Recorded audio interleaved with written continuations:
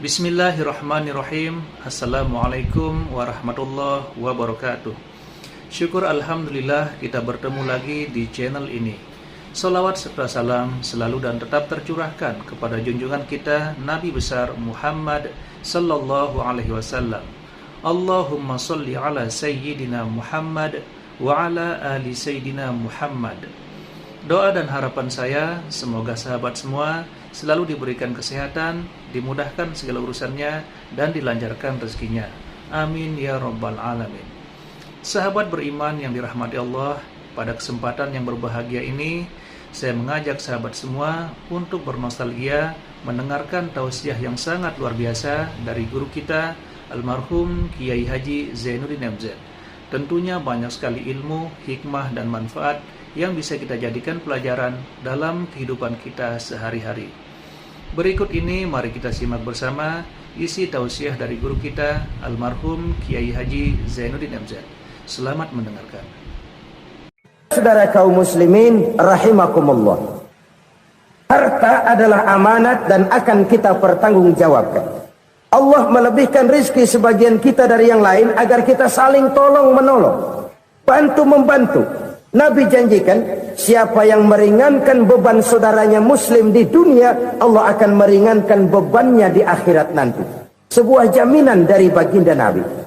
Si orang yang kita bantu barangkali tidak bisa membalas, Allah yang akan membalas lewat jalan lain yang tidak pernah kita sangka-sangka. Selalu berusaha menyimpan sesuatu yang bisa membawa manfaat, baik untuk dirinya, untuk anak cucunya, maupun untuk keluarganya, untuk masa kini dan masa depannya.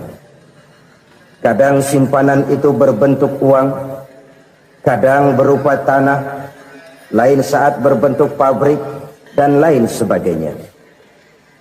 Sementara masa depan yang paling pasti adalah akhirat. Jika untuk masa depan dunia kita rela memeras keringat, membanting tulang, pergi pagi dan pulang petang, menyimpan uang, menyimpan tanah, menyimpan pabrik, pernahkah kita merenung jika satu saat kiamat datang, kita dibangkitkan dari kubur masing-masing, berdiri di padang mahsyar untuk mempertanggungjawabkan seluruh kegiatan hidup kita di dunia ini, lalu kita akan menuju ke alam akhirat. Sudahkah kita mempunyai simpanan untuk akhirat kita? Pada pertemuan kali ini saya ingin menyampaikan sebuah hadis di mana Rasulullah sallallahu alaihi wasallam bersabda, "Arba'un min kanzil jannah." Simpanan sorga ada 4 macam. Yang pertama, ikhfa'us shadaqah, menyembunyikan sedekah. Saudara-saudara kaum muslimin, sebagaimana yang kita maklum bahwa Allah subhanahu wa ta'ala melebihkan sebagian rezeki dari kita terhadap yang lain. Ada yang kaya, ada yang setengah kaya, ada yang miskin, ada yang setengah miskin, dan selanjutnya. Ada yang gajinya kecil tapi penghasilannya gede. Ada yang penghasilannya gede tapi nggak punya gaji. Ada juga yang memang gajinya gede dan penghasilannya gede. Kelebihan rezeki merupakan sunnatullah dan tidak harus membuat kita merasa lebih dari yang lain. Bahkan sebaliknya, kelebihan itu harus membuat kita ringan tangan untuk menolong mereka yang memang memerlukan pertolongan. Kalau saudara diberikan ilmu, maka pertanyaan akhirat cuma satu: ilmumu kau amalkan untuk apa? Kalau saudara diberikan umur yang panjang, pengadilan akhirat juga bertanya satu: umurmu kau habiskan di mana? Tapi kalau saudara diberikan harta, pengadilan akhirat akan bertanya 2: hartamu kau dapat dari mana? Kau belanjakan kemana? Dari mananya ditanya dan kemananya juga ditanya.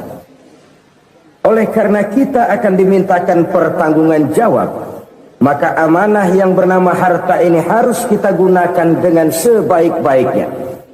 Ada penggunaan yang merupakan kewajiban, itu zakat namanya. Ada penggunaan yang sewaktu-waktu, itu infak namanya. Ada yang lebih sewaktu-waktu lagi, dan itu sedekah namanya. Zakat dia terikat oleh haul dan nisab, oleh putaran batas waktu dan ukuran dari harta itu sendiri. Sedangkan infak terikat oleh situasi dan kondisi perekonomian seseorang. Sedangkan sedekah tidak terikat dengan apapun. Dalam kondisi seperti apapun kita bisa melakukan sedekah dengan yang terkecil sekalipun. Sampai-sampai Rasulullah sallallahu alaihi wasallam mengajarkan, la tahqiranna minal ma'rufi syai'an walau an talqa akhaka biwajhin talik.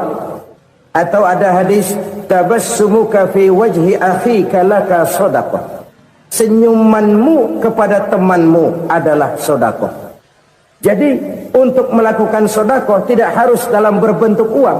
Dengan ilmu kita bisa sedekah, dengan tenaga kita bisa bersedekah, dengan pikiran kita bisa bersedekah, bahkan senyum kepada teman itu pun sedekah. Jadi kalau sedekah dengan uang memang belum punya uang, nyengir aja banyakin. Itu asal pada tempatnya, jangan lalu ketemu tiang listrik cengengesan. Tentu tidak pada tempatnya dan tidak wajar. Nah, sedekah yang paling dicintai Allah adalah sedekah yang disembunyikan. Artinya jauh dari sifat riya. Kan kadang-kadang ada orang sedekah itu disebutkan namanya, apa tidak bagus? Kalau memang niatnya ikhlas, ya bagus-bagus saja. Untuk memberikan sugesti kepada yang lain. Di Fulan bin Fulan nyumbang sekian, diumumkan. Boleh kalau niatnya untuk memberikan rangsangan kepada yang lain supaya dia menyumbang lebih besar dari orang tadi. Tapi kalau itu mendatangkan riya, maka sedekah yang paling dicintai Allah adalah sedekah yang disembunyikan. Tangan kiri saja tidak tahu apa yang diberikan oleh tangan kanan. Sedekah yang dilakukan dengan ikhlas akan merupakan perbendaharaan surga, tersembunyi dari pandangan orang lain, tidak seorang pun tahu. Karena memang sikap yang baik adalah melupakan kebaikan dan mengingat kesalahan. Itu salah satu ciri orang bahagia. Orang yang selalu mengingat kesalahannya dan berusaha melupakan segala kebaikannya. Kalau dia akan ada kebaikan, dia tidak bisa ikut, dia merasa rugi karena dia merasa belum pernah berbuat baik. Tapi kalau akan melakukan kesalahan baru, dia ingat kesalahan yang sudah-sudah, sehingga terhalang baginya untuk melakukan satu kesalahan baru. Demikianlah saudara-saudara, bahwa Allah melebihkan rizki sebagian kita dari yang lain, agar terjadi tolong-menolong dalam kehidupan ini. Jadi kesenjangan yang nature, kesenjangan yang alami, itu sunnatullah. Ada yang kaya, ada yang miskin, ada yang kelas menengah. Nah, kenapa lalu sekarang kita berusaha mengentaskan kemiskinan? Oleh karena adanya kesenjangan struktural. Kalau yang kaya bisa semakin kaya, kenapa yang miskin tidak bisa naik jadi ikut sedikit kaya? Sebab pada dasarnya Islam adalah agama yang sejak turunnya sudah berupaya memerangi kemiskinan. Bahkan dikatakan kemiskinan itu mendekatkan kepada kekufuran. Orang kalau miskin udah dekat banget sama kafir. Gampang menjadi kafir. Berapa banyak saudara-saudara kita yang oleh karena soal perut, oleh karena soal materi, terpaksa meninggalkan dan menanggalkan akidahnya. Menjual petunjuk yang diberikan Allah dengan kesenangan dunia yang cuma sebentar ini. Na'udzubillah, thumma na'udzubillah. Jadi makin kita sembunyikan satu sedekah, semakin banyak perbendaharaan kita di surga. Sedekah yang paling dicintai Allah adalah sedekah yang disembunyikan. Malahan ada seorang sufi, dia punya kebiasaan kalau pergi sholat Jumat dia bawa uang, itu uang dia taruh di bawah tikar masjid. Dia niat sedekah kepada siapa saja yang nemuin itu duit. Maksudnya apa? Supaya yang nemuin nggak tahu siapa yang punya duit. Demikian dia saking ingin menyembunyikan sedekahnya. Karena sifat ria itu bisa memakan amal kita sendiri. Ria itu termasuk menyebut-nyebut kebaikan kita. Orang yang suka nepuk dada, sedikit-sedikit ngitungnya kalau enggak gua. Tuh kalau enggak gua tuh. Tuh yang belah situ, kalau enggak gua. Iya, kalau enggak lu kenapa emang? Orang yang suka menepuk jasa. Tuh biasanya memang begitu, saudara-saudara. Kalau perang lagi berkecamuk, orang nggak sempat ngaku jadi pahlawan. Tapi begitu perang selesai, yang kagak kenal bedil ngaku pahlawan, mas. Itu sesuatu yang biasa. Oleh karenanya, orang-orang yang ikhlas dalam bersedekah, disembunyikannya sedekah itu, Allah cinta betul. Malahan ada hadis memberikan jaminan, inna shadaqatal mar'il muslimi tazidu fil umri wa tadfa'u mitatas su'i. Sesungguhnya sedekahnya seorang mukmin tazidu fil umri, bisa menambah umur panjang, wa tadfa'u mitatas su'i, dan menyelamatkan manusia dari mati secara su'ul khatimah. Jadi siapa yang kepengen panjang umur, banyaklah sedekah. Yang bosan hidup, pelit terus. Sedekah menambah panjang umur dan menyelamatkan manusia dari mati secara su'ul khatimah. Pak, katanya umur itu nggak bisa ditambah, nggak bisa dikurangin. Kapan? Kalau ajal sudah datang. Fa idza jaa ajaluhum la yastakhiruna sa'atan wa la yastakdimun. Kalau ajal datang tidak bisa dimajukan, tidak bisa dimundurkan. Itu kalau ajal sudah datang. Tidak bisa lagi umur ditambah dikurangi, sudah datang. Tapi kalau belum datang, itu kan haknya Allah.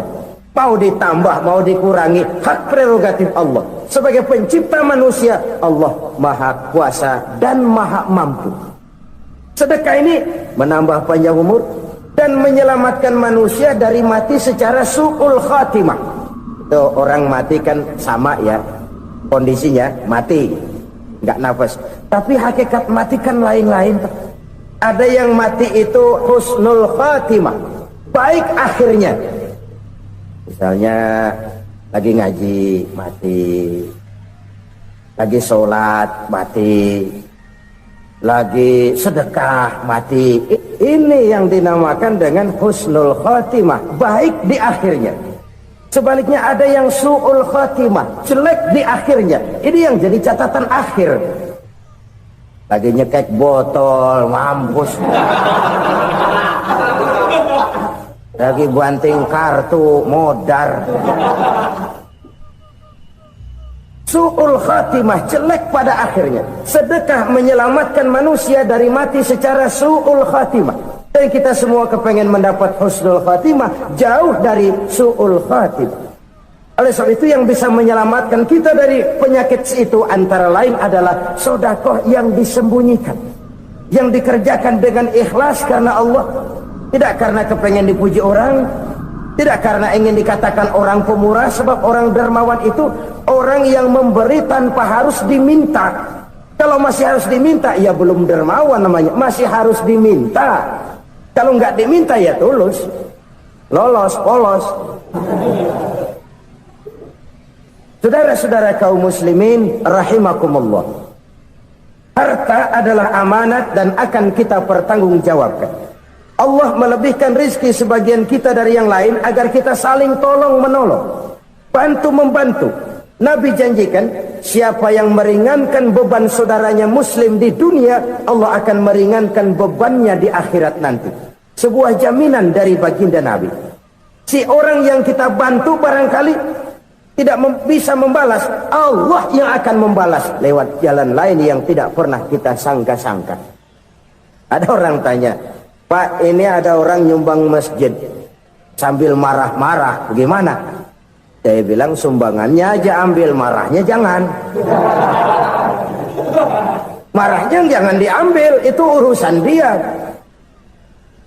Saudara-saudara kaum muslimin rahimakumullah, umat Islam ini kan umat yang punya potensi besar. Kadang kita merenung, kenapa kadang-kadang pembangunan masjid kok lambat sekali? Kalau hotel hari ini peletakan pertama, bulan depan peresmian. Supermarket hari ini peletakan batu pertama, minggu depan peresmian. Tapi kalau sudah yang namanya masjid, kadang-kadang peletakan batu pertama sekaligus jadi batu terakhir. 3 tahun, 4 tahun, campur nebar jalak di jalanan, duit dijaring kayak ikan sepat. Apa tidak ada orang Islam yang kaya? Banyak.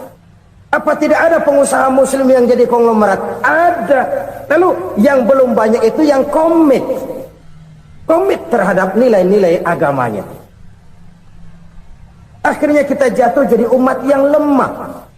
Belum ada pengusaha konglomerat muslim buka pabrik supermi cap beduk misalnya umpamanya atau pabrik kecap cap sorban supaya identitas keislamannya sedikit kelihatan.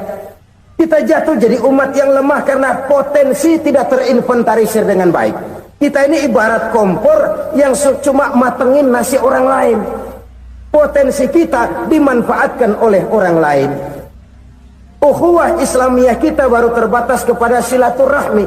Ukhuwah di bidang ekonomi kita lemah, ukhuwah di bidang kebudayaan kita lemah, apalagi ukhuwah di bidang politik kita lebih rapuh lagi.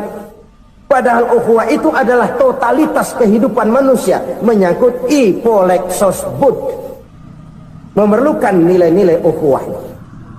Jadi oleh karena itu mari kita menyadari di dalam harta kita, walaupun kita yang cari, pergi pagi, pulang sore, peras keringat, banting tulang, di sana ada harta anak yatim, di sana ada hak masjid, di sana ada hak pesantren, di sana ada hak jihad. Berbahagialah seseorang apabila dia oleh Allah dijadikan keran. Keran itu menyimpan air, tapi tidak untuk dirinya, tapi disalurkannya kepada mereka yang memang memerlukannya. Saudara-saudara kaum muslimin rahimakumullah, ini yang pertama. Jadi perbendaharaan surga adalah menyembunyikan sedekah. Orang lain nggak tahu, kita pun nggak pernah ngitung-ngitung. Kita anggap lewat begitu saja, padahal itu deposit akhirat. Satu. Yang kedua, perbendaharaan surga itu apa? Wa kitmanul musibah, menyembunyikan kesulitan. Kadang orang takut menghadapi kesulitan, tapi makin kita merenung, hidup ini kan sebenarnya urusan. Takut sama urusan ya jangan hidup. Tandanya orang hidup itu kalau punya urusan. Urusan melupakan problem, problem sering menimbulkan kesulitan. Kesulitan bukan untuk ditakuti, tapi untuk diatasi dan dicarikan jalan keluarnya. Siapa sih orangnya yang nggak pernah sulit-sulit? Makin tinggi status sosialnya, makin gede urusannya. Makin tinggi kualitas imannya, makin berat tingkat kesulitannya. Cuma memang yang namanya enak itu seperti pelangi. Biang lala itu nggak pernah di atas kepala kita, di atas kepala orang melulu. Lo sih enak lo, kata kita. Dia juga bilang yang enak kan lo. Pelangi itu nggak pernah di atas kepala kita. Kata tukang beca, aduh enak ya naik Mercy. Kata tukang beca, apa yang di dalam mobil Mercy? Aduh enak bener tukang beca, di jok ngeringkuk ngorok pulas bener. Saya kamar pakai AC sejuk, tempat tidur sutra empuk, alga spring bed, kulak kulik nggak bisa pulas kalau belum minum Valium, belum tidur. Enak bener tukang beca, di jok ngorok nggak tahu wetan kulon. Di tukang beca bilang yang di Mercy enak, yang di Mercy bilang tukang beca enak. Inilah enak, nggak pernah di atas kepala kita, di atas kepala orang lain melulu enak itu. Nah saudara-saudara, yang merupakan perbendaharaan surga itu orang yang bisa menyembunyikan kesulitan, baik pribadi ataupun rumah tangga. Nih terutama rumah tangga yang jadi soalnya. Kadang-kadang kita ini kalau senang, sebaliknya kalau senang kita diam, kalem aja, cuek. Banyak banget duit kita bawaan, diam aja udah. Malah ketemu orang takut. Tapi begitu susah, sekampung tahu. Padahal Nabi mengajarkan perbendaharaan surga itu menyembunyikan musibah, menyembunyikan kesulitan. Kalau enak, cerita sama orang-orang. Kalau nggak enak, rasain sendiri, tekan sendiri, atasin sendiri. Kita kan sebaliknya, tenang kita diam, asal lagi susah, paling tidak kita nyari teman buat cerita kesusahan. Siapa orangnya yang nggak pernah susah? Cuma soalnya bagaimana kita mengatasi kesusahan itu sendiri. Begitu juga misalnya kalau orang sudah berumah tangga, itu orang tuanya harus menjadi tempat dia cerita yang enak-enak saja. Yang nggak enak rasain berdua, selesaikan berdua, atasin berdua. Jangan dibalik. Asal senang diam, giliran susah saja. Maknya laporan. Terbalik. Bisa menjaga security informasi. Maka nama bayam keluar diam. Malah seluitan. Enak amat lo makan daging ayam. Security informasi. Saudara-saudara kaum muslimin rahimakumullah. Ujian yang terberat itu yang pernah diberikan kepada para nabi, para rasul, para aulia, para ulama. Makin tinggi keimanan, makin berat bentuk kesulitan. Ayo saya kemukakan satu contoh saja. Ada seorang nabi yang kaya, nabi kaya, namanya Nabi Ayub. Iblis kalau orang begini kan keki. Ibadahnya rajin, kaya. Nih yang kayak begini susah digodain. Kalau ibadahnya rajin, miskin, kali bisa disogok. Sini imannya mantap, ibadahnya rajin, kaya, nabi lagi. Oh, tapi namanya iblis nggak kurang akal. Laporan, Tuhan, kenapa iblis? Ya ini bahasa saya, bahasa Qurannya sih nggak gitu. Itu hambamu yang namanya Ayub, dia rajin ibadah cuma karena dikasih kaya aja.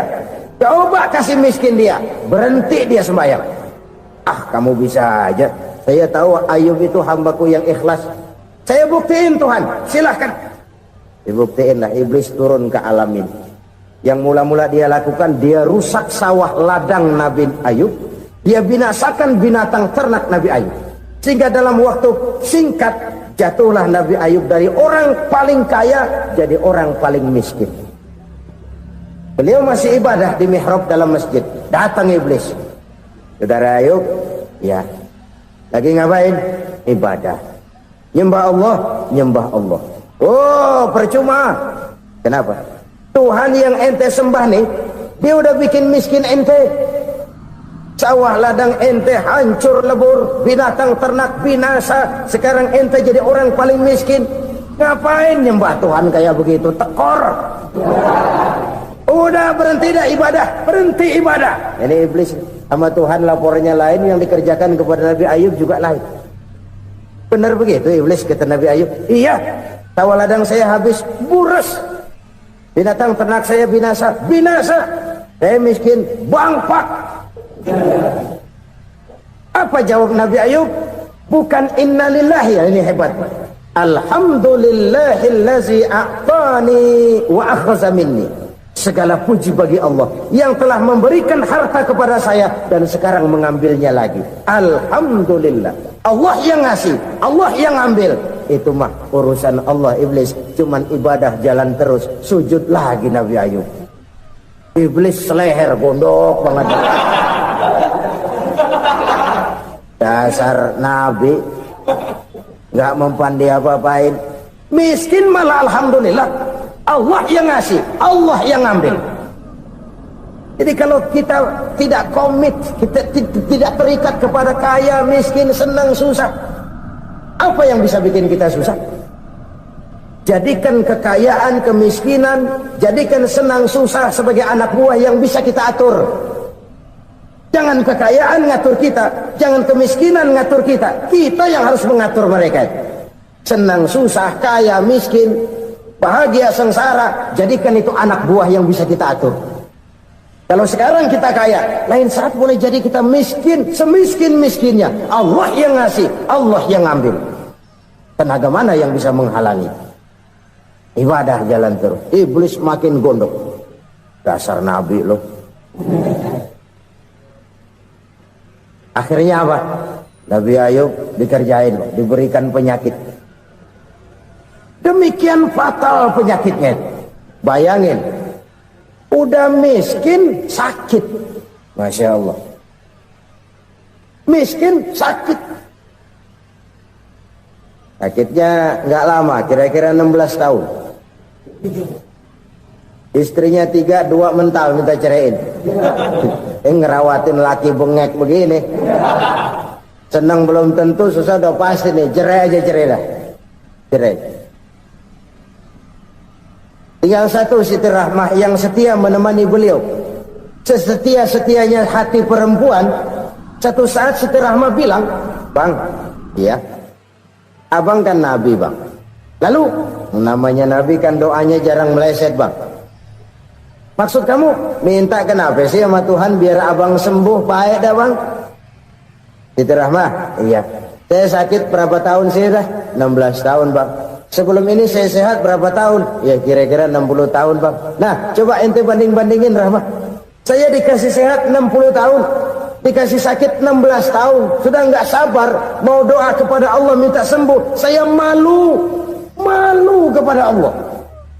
Diuji dengan yang luar biasa seperti ini, tidak mengganggu stabilitas kehambaannya. Dia tetap menghamba kepada Allah Subhanahu wa ta'ala." Saudara-saudara kaum muslimin rahimakumullah. Kunci menghadapi kesulitan itu apa? Allah jelaskan dalam satu ayat, "Wa basyiris sabirin alladzina iza asabathum musibah qalu inna lillahi wa inna ilaihi raji'un." Gembirakan orang-orang yang sabar. Siapa mereka itu? Yang apabila mendapat musibah mereka kembali kepada keyakinan dasar, segalanya dari Allah dan segalanya akan kembali kepada Allah. Ini konsepsi dasar dari sikap muslim dalam menghadapi berbagai kesulitan. Segalanya dari Allah, segalanya akan kembali kepada Allah. Kalau ini sudah kondisi dasarnya, maka kita akan lapang menghadapi kenyataan bagaimanapun pahitnya. Apakah itu namanya miskin, apakah itu namanya sakit, bahkan maut sekalipun. Maut sekalipun. Segalanya dari Allah, segalanya akan kembali kepada Allah. Ini sikap hidup, bukan sekedar ucapan. Kita kadang-kadang menjadikannya sebagai ucapan. Mulutnya sih nggak berhenti, innalillahi wa inna ilaihi raji'un, tapi nangisnya terus gerung-gerungan. Bukan itu, ini kesadaran moral. Kalau segalanya dari Allah, segalanya kembali kepada Allah, kan sebenarnya cuma nunggu giliran. Hari ini saya nyembayangin dia, entah hari apa saya disembayangin orang. Hari ini saya antar dia ke kubur, entah hari apa orang nganterin saya ke kubur. Hari ini saya tahlilkan dia, entah nanti kapan orang tahlilkan saya. Segalanya dari Allah, segalanya akan kembali juga kepada Allah. Oleh sebab itu saudara-saudara, kesulitan bukan untuk ditakuti. Kesulitan justru untuk diatasi, dicarikan jalan keluarnya. Dan tidak ada orang yang tidak pernah mendapat kesulitan. Tidak ada. Semakin tinggi status sosial, semakin tinggi kualitas keimanan, semakin besar juga tingkat kesulitan. Hanya saja bagaimana cara kita mengatasinya. Dan Al-Quran menyatakan, "Inna ma'al usri yusra."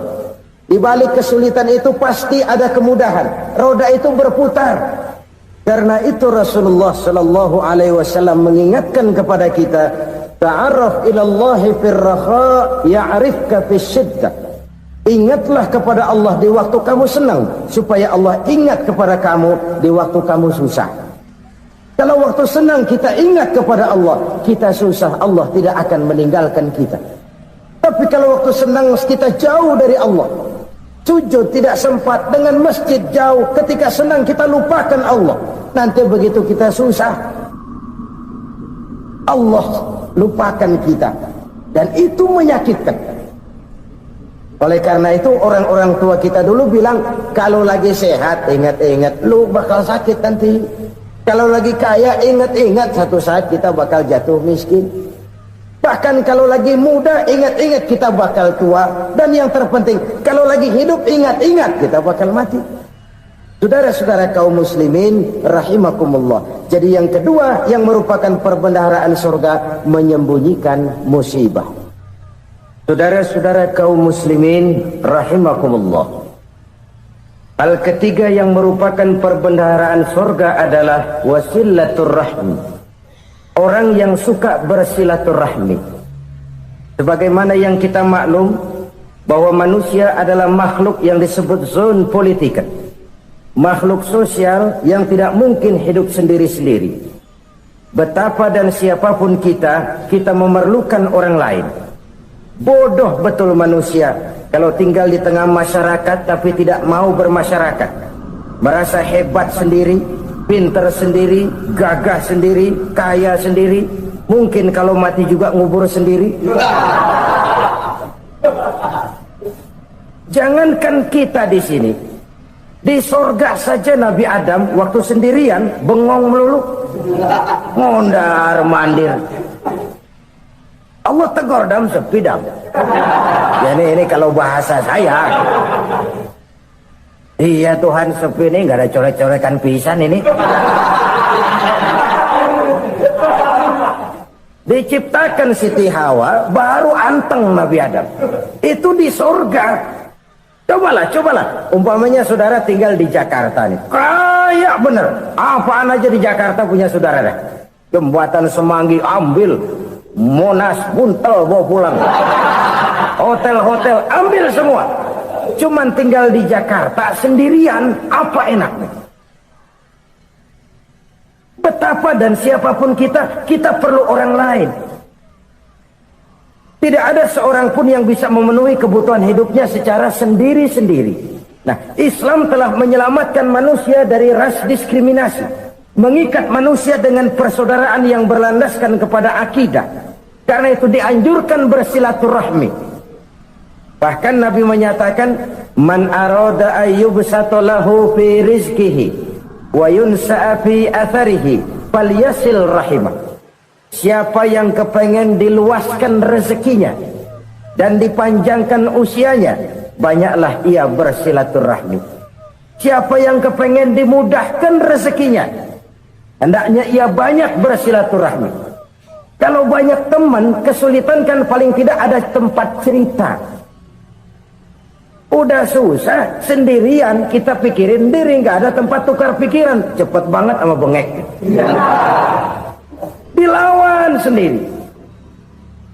Nah, secara makro kita bisa berkata, tidak mungkin ada kemenangan kalau tidak ada kekuatan. Tidak ada kekuatan kalau tidak ada kesatuan dan persatuan. Tidak mungkin ada kesatuan dan persatuan tanpa semangat silaturahmi. Kalau umat Islam mau menang, dia harus kuat. Kalau umat Islam mau kuat, dia harus bersatu. Kalau umat Islam mau bersatu, dia harus membudayakan silaturahmi ini. Bahkan sampai-sampai kata Nabi, kalau bisa cari nilai tambah. Apa? Silman qata'ak. Bersilaturahmilah kau kepada orang yang marah denganmu. Masya Allah, indahnya ajaran agama kita. Orang yang marah pun kepada kita, kata Nabi, kalau bisa bersilaturahmilah kepadanya, kepada orang yang marah itu. Di situ nilai tambah. Cuman jujur nih hadis, ngucapinnya gampang, ngamalinnya yang berat banget. Orang marah sama kita, kita disuruh silaturahmi, ada apa malu? Lu marah, ada gua marahan lagi, tunggu pikirin. Saudara-saudara kaum muslimin rahimakumullah. Tapi ini yang diajarkan, bahkan ini yang dicontohkan oleh baginda Rasul. Bagaimana begitu mudah, misalnya satu saat Abu Jahal ini ngatur strategi bagaimana bikin Muhammad celaka. Dia gali lubang di depan tempat tidurnya. Dia tutupin daun korma. Terus dia panggil seseorang, ke sini. Kasih tahu Muhammad, pamannya sakit keras, minta ditengokin. Berangkat orang ini ke sana. Muhammad, labbaik. Pamanmu sakit keras, dia minta ditengokin. Baik, saya akan datang menjenguk beliau. Berangkatlah Nabi ke rumah Abu Jahal tanpa prasangka apapun. Abu Jahal udah pasang stil, selimut 3 rangkap setengah dipakai, persis kayak orang meriang. Tapi sembari ngintip dari balik selimut, begitu Muhammad buka pintu, nah masuk perangkap nih. Muhammad jalan menuju tempat pembaringan. Makin lama makin dekat, makin lama makin dekat, makin dekat ke lubang yang dipasang oleh Abu Jahal itu. Dalam hati Abu Jahal, terus dah jatuh, mampus dah lu ini. Mampus lu hari ini nih. Apa yang terjadi? Malaikat Jibril datang, Muhammad, pamanmu cuma pura-pura sakit. Di depan tempat tidurnya ada lubang perangkap supaya kamu jatuh ke situ. Sudah, kamu pulang. Balik kanan Nabi. Sudah hampir jatuh ke lubang, balik kanan, pulang. Bayangin kecewanya Abu Jahal. Muhammad dikit lagi. Enggak paman, saya pulang aja.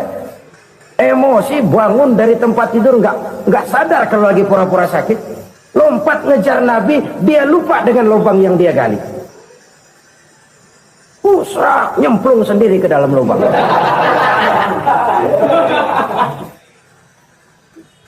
Nabi terus berlalu. Ini terjadi keanehan.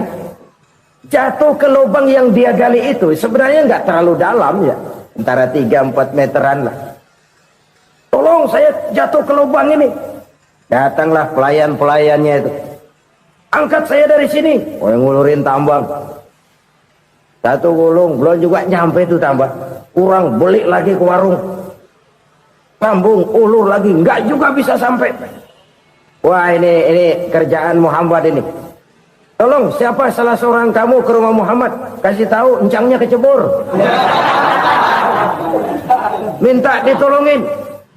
Sampaikan kepada Rasul. Kenapa? Pamanmu jatuh ke lubang, Muhammad minta tolong diangkatin. Tambang udah nyambung-nyambung nggak nyampe juga. Ya, nanti saya datang, saya tolong. Coba. Nyata-nyata orang berniat jahat mau mencelakakan dia. Datang dia menolong.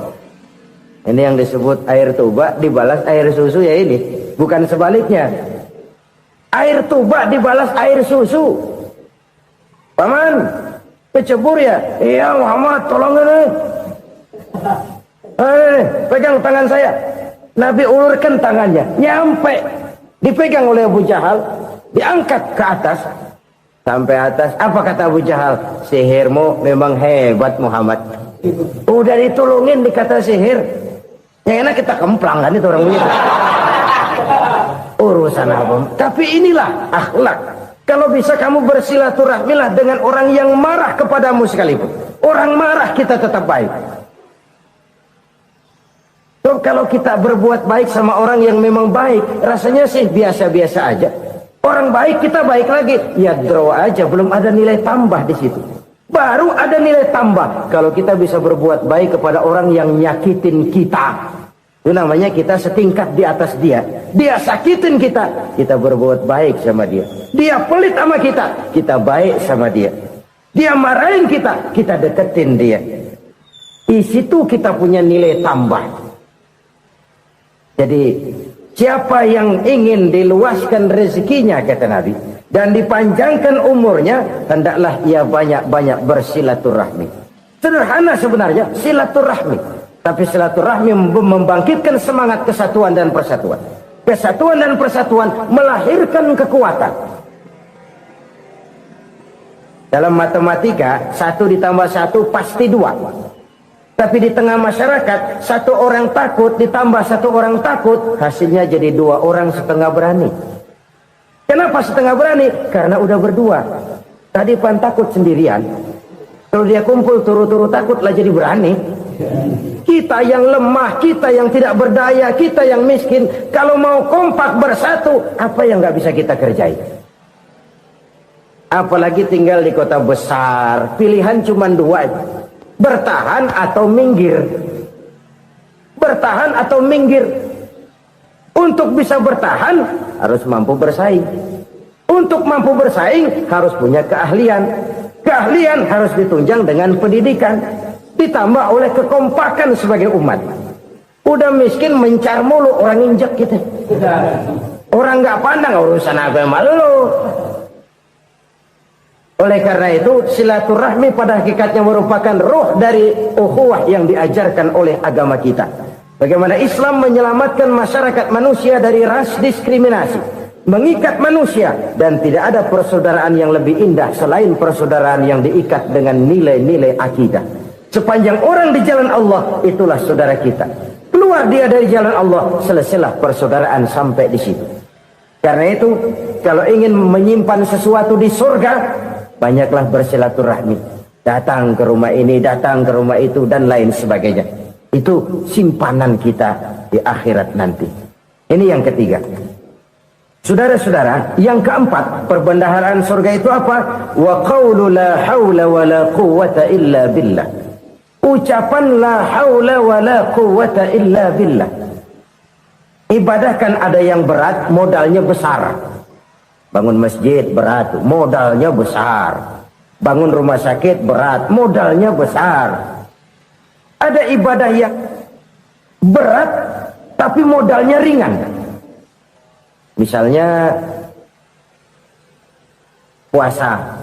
Puasa itu berat, mengendalikan nafsu. Kalau sekedar nggak makan nggak minum sih enteng, mengendalikan nafsu. Itu jihad terbesar, tapi kan modalnya ringan, cuma niat saja. Ini ibadah berat, modalnya ringan. Ada ibadah yang ringan, modalnya juga enteng. Seperti termasuk ucapan la haula wa la quwwata illa billah. Tanpa sadar, la haula wa la quwwata illa billah. Nyelengin tuh di surga. Nyelengin, kita nggak terasa. Nyelengin simpanan akhirat. La haula wa la quwwata illa billah. Nyimpan lagi. Kaget, la haula wa la quwwata illa billah, nyimpan lagi, banyak simpanan. Walaupun sebenarnya yang dimaksud di sini adalah kesadaran batin bahwa tidak ada daya dan kekuatan kecuali Allah. Itu intinya. Kita memulai pekerjaan disunahkan baca bismillah, kan begitu. Apa itu? Kesadaran moral. Bahwa ini saya bisa kerjakan. Saya kerjakan ini dengan menyebut nama Allah. Kenapa? Kalau Allah tidak memberikan daya dan kekuatan, mana mampu saya kerjakan ini. Maka saya kerjakan ini dengan menyebut nama Allah. Bismillah. Kesadaran moral. Manusia hanya wajib berusaha, tapi nggak pernah wajib berhasil. Banyak hal-hal yang kalau kita renungkan secara rasio, nggak mungkin. Tapi jadi kenyataan. La haula wa la quwwata illa billah. Tidak ada daya dan kekuatan kecuali bagi Allah semata-mata. Kesadaran moral akan kelemahan dan keterbatasan makhluk bernama manusia. Kadang kita kagum dengan otak, tapi kita sering lupa sama yang bikin otak. Padahal bagaimanapun hebatnya otak, yang bikin otak pasti lebih hebat dari otak. Nggak percaya? Silahkan otak-otakan. Inilah kecenderungan. Kita kagum dengan pesawat-pesawat mutakhir, bukan main, besi gede banget terbang itu. Alangkah hebatnya. Lalu apa yang bikin otak tidak lebih hebat dari itu semua? Kita puji laut. Apa yang bikin laut tidak lebih hebat dari laut itu? La haula wa la quwwata illa billah. Tidak ada daya dan kekuatan kecuali Allah. Apa yang bisa kita lakukan? Kalau tidak karena daya dan kemampuan yang diberikan oleh Allah kepada kita. Lahirlah sikap tawadu, rendah hati. Tidak melonjak menjadi angkuh dan sombong. Sadar akan kelemahan dan keterbatasan diri. Sebagai makhluk yang diciptakan oleh Allah subhanahu wa ta'ala. Jadi satu sisi ini ucapan yang berpahala. La haula. Jadi wiridan. Pada sisi lain ini kesadaran moral. Sikap mental, kesadaran batin bahwa yang punya daya dan kekuatan itu cuma Allah. Kita nggak pantas untuk sombong, sebab sombong itu pakaiannya Allah. Kita nggak sedang pakai pakaian Allah, kegedean. Dan makin kita renungi, makin terbentur. Apa sih yang bisa kita sombongin? Kita mau sombong apa? Kaya, pintar, itu kan semua relatif. Di atas langit masih ada langit lagi. Jadi oleh karenanya, marilah kita menyadari. Manusia hanya wajib berusaha, tapi tidak pernah wajib berhasil. Yang berusaha saja tidak wajib berhasil, apalagi yang tidak berusaha. Islam bukan agama orang pemalas yang selesai sholat lalu enggelohom, enggelenggem ayem-ayem. Tapi Islam bukan agama orang sombong yang setelah berusaha lalu tidak memerlukan Allah. Kita bisa saja bikin proyeksi, tahun sekian kita bakal panen besar menurut perhitungan otak. Tapi ada kejadian lain. Apa? Tikus ngambek. Habis itu dimakanin tikus, panen gagal. Proyeksi rasional gagal oleh tikus-tikus yang ngambek itu. Bisa saja terjadi. Tahun depan kita panen besar, urung. Kenapa? Musim panas panjang. Dan sekarang ini koran-koran bikin berita musim mengalami penyelewengan. Bukan cuma manusia yang nyeleweng sekarang. Musim pakai nyeleweng. Mestinya kan musim hujan udah selesai, masih hujan-hujan juga. Musim. Nah sekarang kita boleh bikin proyeksi, kita bakal panen besar.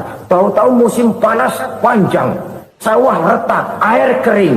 Cari teknokrat yang paling botak, suruh pendekin tuh musim panas. La haula wa la quwata illa billah. Inilah kesadaran moral. Saudara, saya teringat satu saat ada seorang konglomerat. Umurnya ya kira-kira 70-an. Satu saat dia ditanya oleh wartawan, "Pak, umur Bapak berapa sih?" "Ya paling 10 tahun." 10 tahun? 10 tahun? Anak Bapak berapa orang? Satu. Satu saja? Satu. Harta Bapak berapa? Ya paling-paling bangsa 7 juta kali. 7 juta? Iya. Pak, kenapa Bapak bohongi saya? Bapak punya buku biografi. Koran-koran, majalah-majalah banyak memuat cerita riwayat hidup Bapak. Saya tahu umur Bapak 70. Kenapa bilang cuma 7 tahun? Saya tahu anak Bapak 8. Kenapa cuma bilang 1?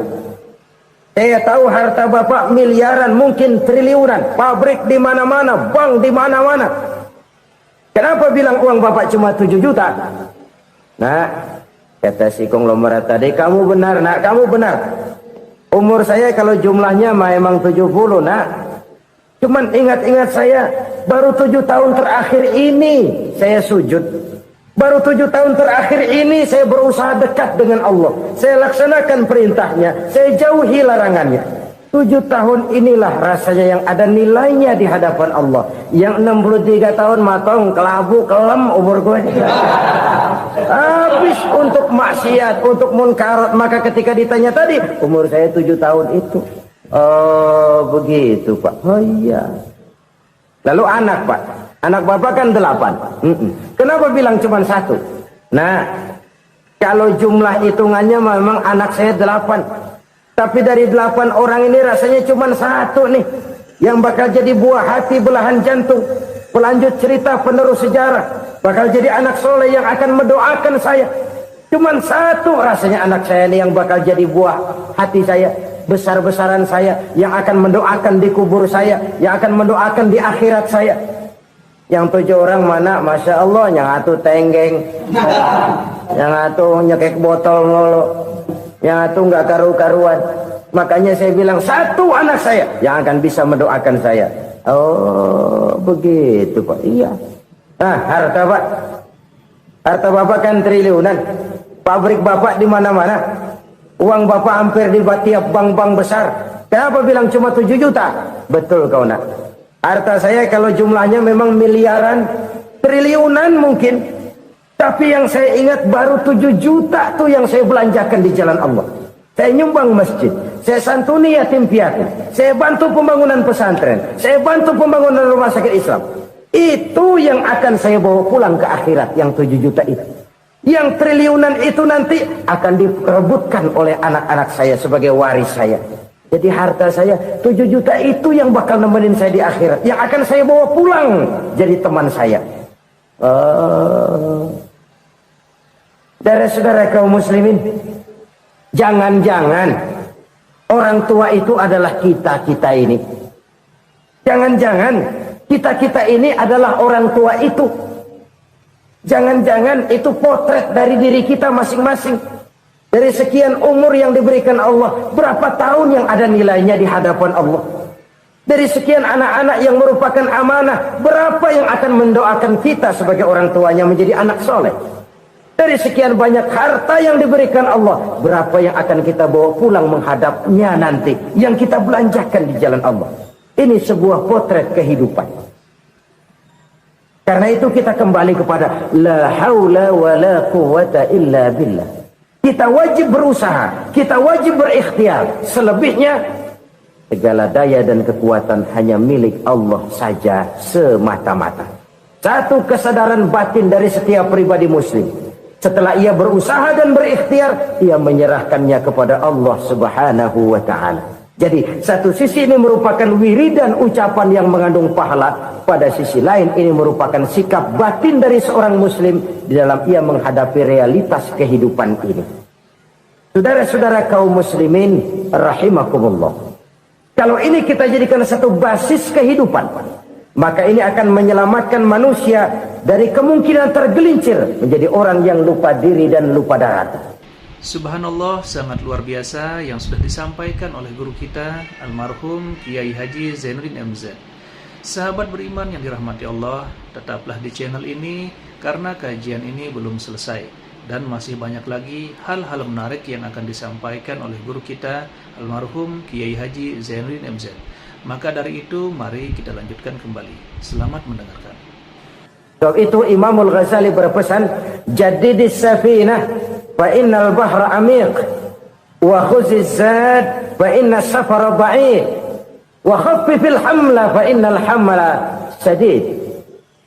Perbarui selalu kapalmu karena lautan sangat dalam. Bawa bekal yang banyak karena perjalanan ini sangat jauh. Ringankan beban karena kebanyakan beban akan menyakitkan. Alangkah indah kalimat ini, alangkah dalam makna yang terkandung di sana. Perbarui selalu kapalmu karena lautan sangat dalam. Apa artinya ini? Jaga mentalmu baik-baik. Pelihara imanmu baik-baik karena hidup penuh cobaan seperti lautan. Kita kalau berlayar di lautan kan kadang-kadang tenang, angin bertiup sepoi-sepoi basah. Jika malam datang, bintang gemintang bertabur menghias cakrawala. Rembulan memantulkan sinarnya dengan indah. Dalam keadaan begitu berlayar enak.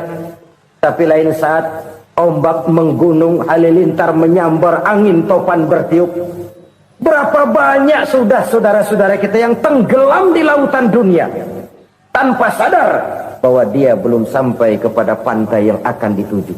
Berapa banyak sudah saudara-saudara kita yang tenggelam di lautan dunia ini tanpa sempat bangkit lagi. Dia menyangka sudah sampai kepada tujuannya. Hati-hati kapal jangan sampai bocor karena lautan sangat dalam. Iman ini jaga baik-baik karena hidup penuh dengan ujian.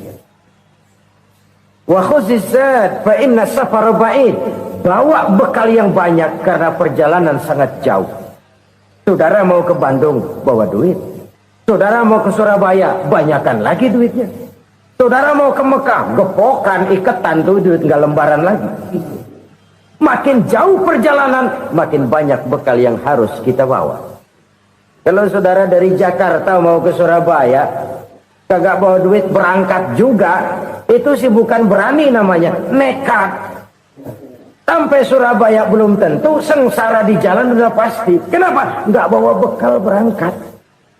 Sama juga kita nih, misalnya belum sempat sembahyang, mati. Waduh, berani banget orang. Belum punya bekal, mati. Sengsara di jalan. Atau bekal tidak cukup. Dari Jakarta saudara mau ke Surabaya, bawa duit 500 perak. Paling jauh Cikampek nyampenya itu. Paling jauh itu. Antara jauhnya perjalanan dengan bekal yang saudara bawa tidak seimbang. Hidup ini perjalanan panjang. A walking tour. Dimulai dari alam arwah. Sebelum jasad diciptakan, roh diciptakan lebih dulu. Dari situ pindah ke alam rahim. Dari alam rahim pindah ke alam dunia. Dari alam dunia pindah ke alam barzah. Baru menuju akhirat. Satu perjalanan panjang. Kalau bekal tidak bawa, sengsara di jalan. Bawa bekal yang banyak karena perjalanan ini sangat jauh. Wa khaffifil hamla, ringankan beban karena beban itu cuma akan menyulitkan. Kalau bekal itu sih keperluan, tapi beban nggak kita perluin, coba ngeberat-beratin. Apa ini beban? Dosa. Kecurangan, kebatilan, kezoliman, ketidakadilan, kesewenang-wenangan. Itu akan jadi beban kita di akhirat. Alangkah celakanya, perjalanan panjang, bekal tidak bawa, beban kelewat banyak, alamat sengsara di jalan. Pahala tidak ada, dosa berlipat ganda. Na'udzubillah, summa na'udzubillah. Kalau kita rangkum nasihat Al-Ghazali dengan kisah si konglomerat tadi, kita akan mengambil kesimpulan. Pertama, bekal terbaik dalam menghadapi gejolak kehidupan ini tidak lain adalah iman. Yang kedua, pahala dan dosa. Dua hal kontroversial. Pahala adalah bekal, dosa adalah beban. Tapi kita sekarang kan tidak begitu terangsang kepada yang abstrak. Orang berlomba mencari yang konkret-konkret saja, yang real. Kalau memang dosa, benjol dong, kira-kira begitu. Kira-kira begitu. Persis orang Yahudi dulu. Orang Yahudi itu kan pernah minta kepada Nabi Musa, "Ya Musa, lan nu'mina laka hatta narallaha jahrah." Musa, kami nggak bakal mau beriman kepada Allah kalau belum kami lihat Allah ada nongkrong di depan kami. Kalau memang Tuhan ada, taruh dong di depan kami. Mau yang konkret-konkret saja. Kalau memang dosa, benjol dong. Kalau memang pahala, berasa dong. Orang terangsang kepada yang real, yang konkret-konkret saja. Karena itu, untuk mengejar dosa, orang mau bayar.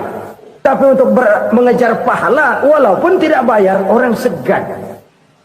Ini yang dikatakan oleh Nabi, kamu mengharapkan ke surga, tapi kamu berat melaksanakan sesuatu yang bisa membawa kamu ke surga. Kamu ingin jauh dari neraka, tapi tiap saat kamu lakukan perbuatan-perbuatan yang justru menjerumuskan kamu ke neraka. Idda'aitum an-najata minan nar wa ramaitum fiha anfusakum. Kamu ingin selamat dari neraka, tapi kamu lemparkan diri kamu ke neraka. Kamu ingin masuk surga, tapi berat sekali kamu melakukan perbuatan-perbuatan yang bisa menyampaikan kamu di surga. Saudara-saudara kaum muslimin rahimakumullah.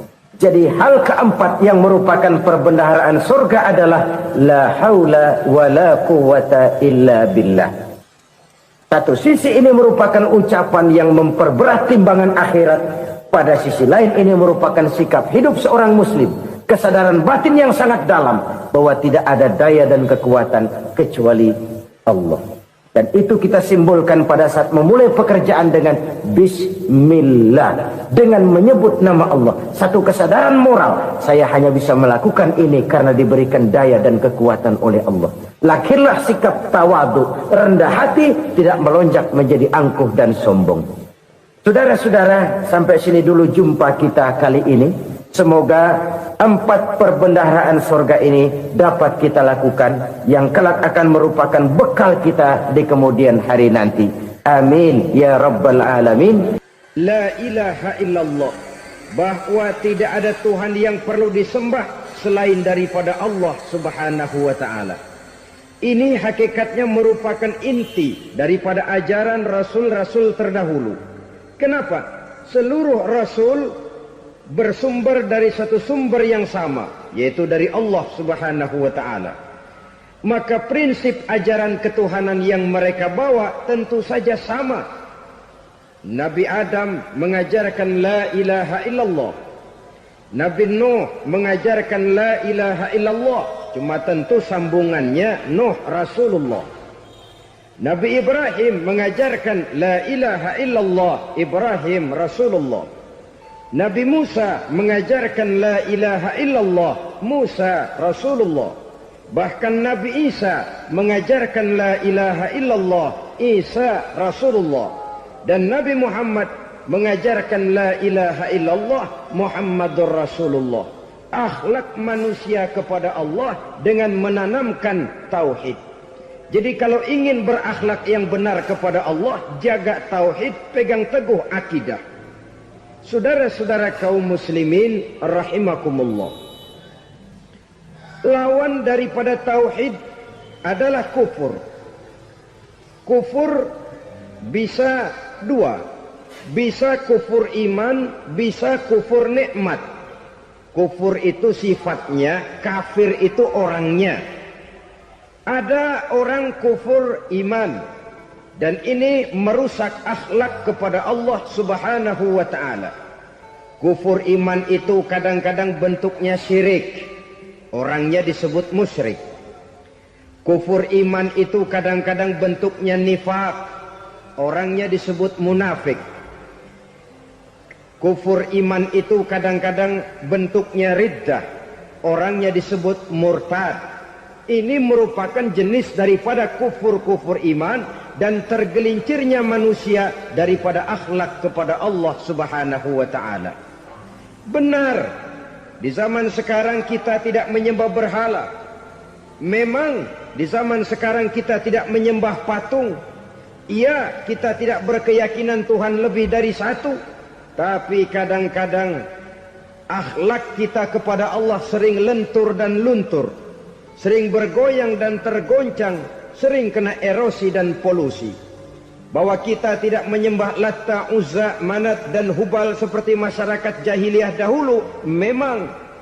Tapi Latta zaman sekarang, Uzza zaman sekarang, Manat dan Hubal di zaman sekarang, berhala-berhala di abad kita sekarang ini, kadang-kadang bernama harta, kadang-kadang bernama wanita, kadang-kadang bernama tahta, mungkin juga bernama Toyota. Sesuatu yang lebih kita agungkan daripada Allah, menjelmalah dia menjadi berhala-berhala di zaman kita sekarang ini.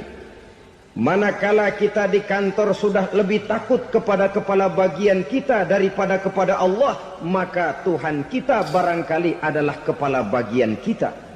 Manakala kita sudah lebih takut kepada manusia daripada kepada Allah, bergeserlah akhlak kita kepada Allah, mengagungkan manusia dan menomorduakan Allah.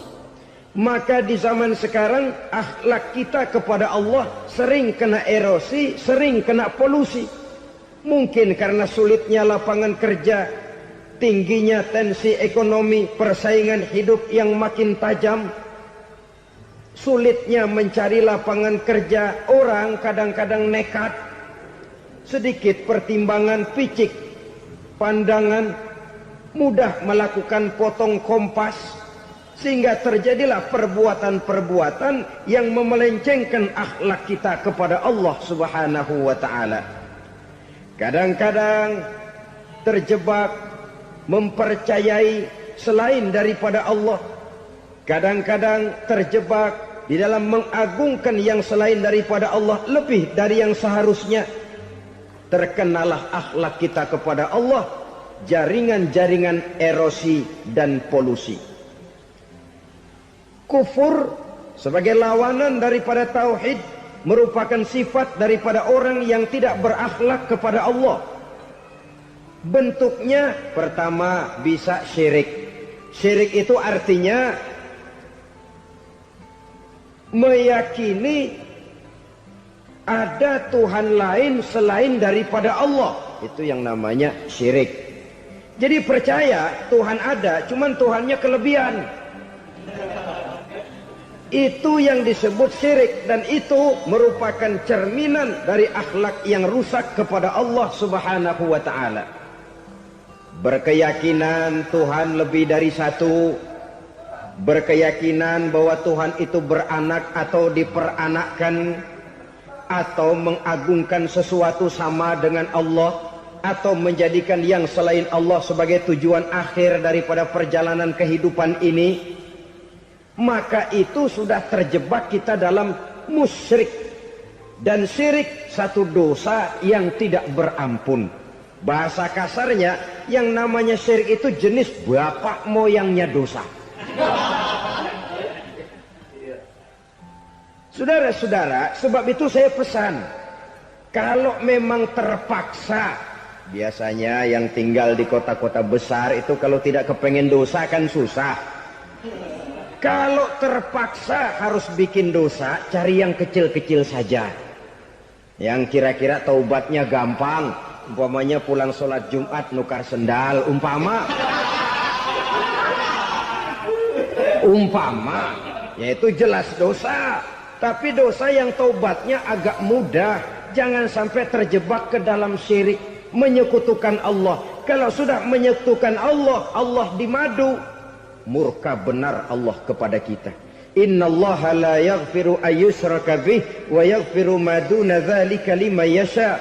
Allah tidak akan memberi ampun kepada orang yang menyekutukannya dengan sesuatu, tapi Allah mau mengampunkan dosa yang selain itu bagi orang yang dikehendakinya.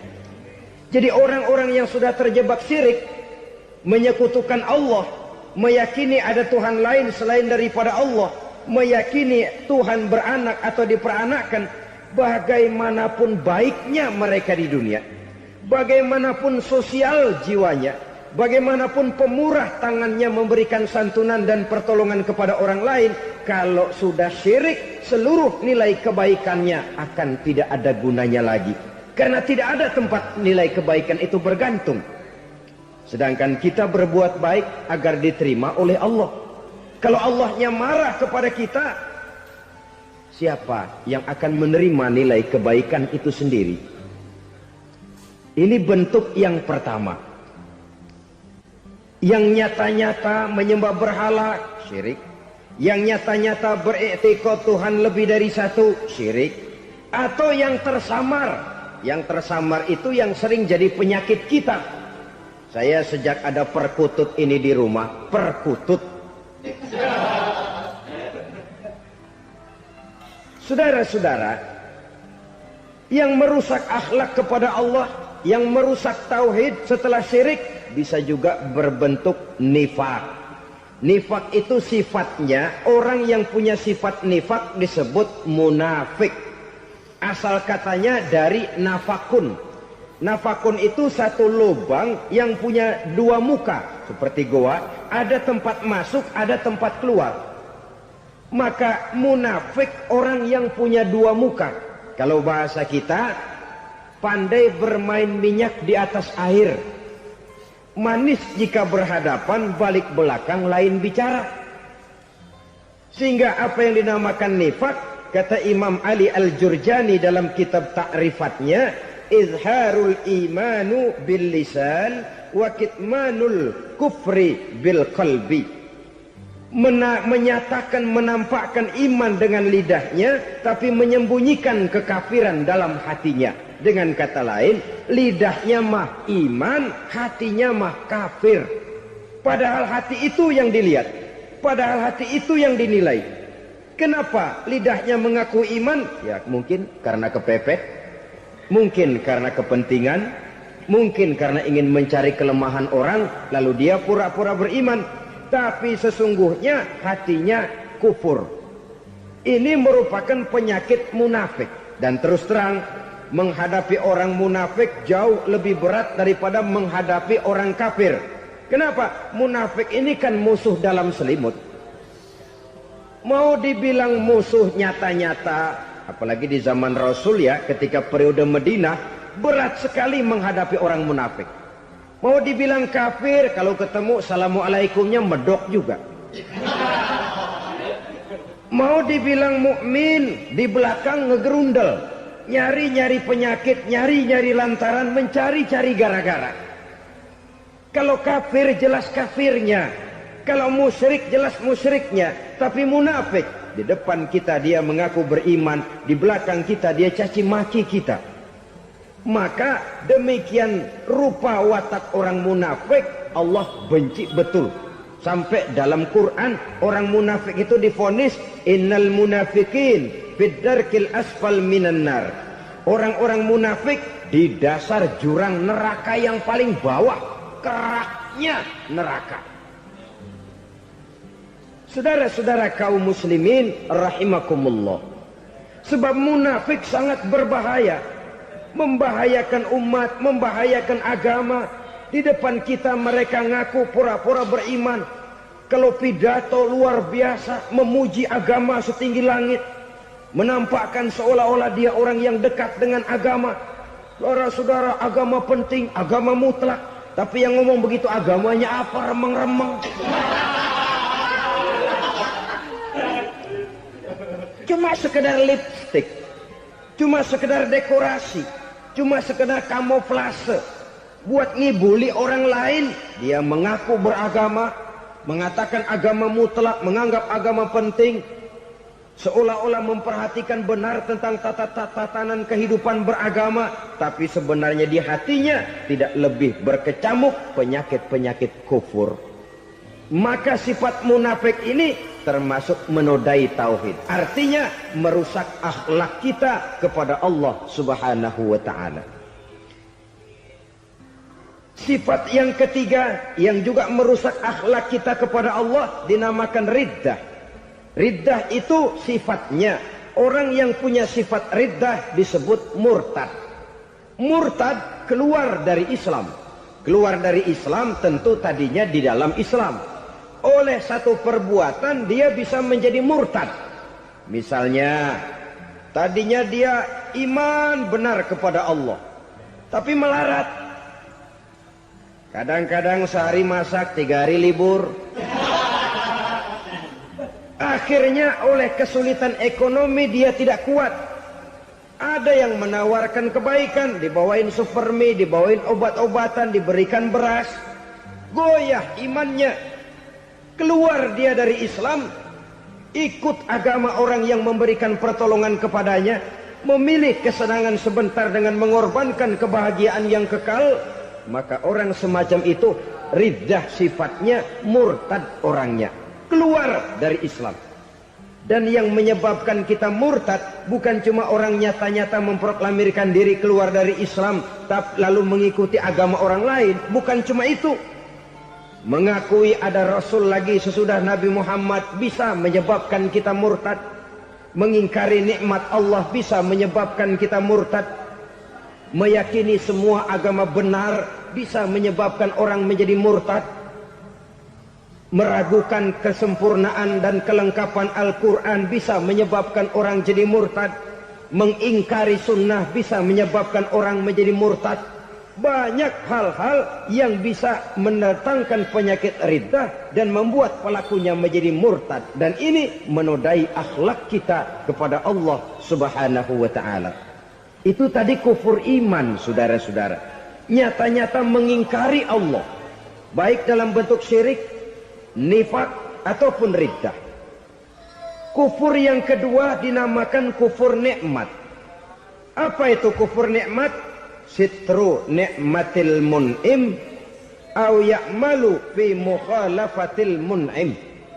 Menutup-nutup nikmat Allah atau melakukan perbuatan yang menentang, bertentangan dengan kehendak yang memberikan nikmat. Jadi kufur nikmat pertama, nutup-nutupin Tuhan. Tuhan jalingin. Duit lu banyak amat, dari mana? Gua kerja. Lalu kerjanya nomor 1. Orang yang berakhlak kepada Allah, dia akan menjawab, kamu uangnya kok banyak, dari mana? Rizki dari Allah. Caranya, saya kerja. Kerja itu cara, rizki itu dari Allah datangnya. Bukankah di zaman sekarang kita sering terpleset? Ini merupakan cerminan dari rapuhnya akhlak kita kepada Allah Subhanahu wa ta'ala. Karena usaha saya memang, karena saya peras keringat banting tulang, tentu. Tapi sadarkah kita bahwa sepanjang yang bisa kita lakukan cuma berusaha, peras keringat banting tulang.